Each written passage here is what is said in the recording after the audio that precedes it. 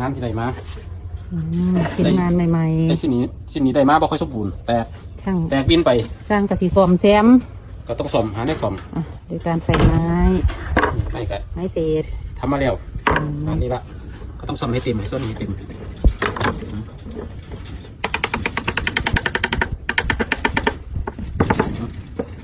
แล้วก็ใส่กาวใส่กับน้ำขี้เลื่อยก่อนน้ำขี้เลื่อยใส่เข้าไป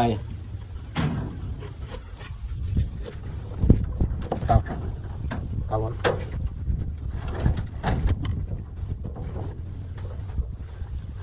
ให้เต็มเลยใส่ให้เต็ม